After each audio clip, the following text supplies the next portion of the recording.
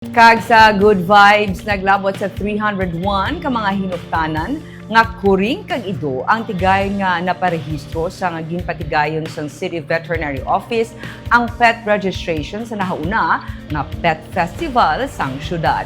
Ginsiling ni Assistant City Veterinarian Dr. Jack Cabugwason, pila sa mga nag-apply online ang naisyuhan na sa mga IDs nga sarang nila mapaubrahan sa QR coded tags. Ang pet registration ang ginapatuman sang syudad agud mangin mahapos ang pagpalabot sa City Veterinary Office sa mga programa kasubong na lamang sang vaccination program kag iban pa. Dungan sa pagsaulog sang Pet Festival ang massive dog vaccination program kundiin may 1,499 ka mga ido kag kuring ang nabakunahan sang anti-rabies vaccine sa 7 ka mga barangay.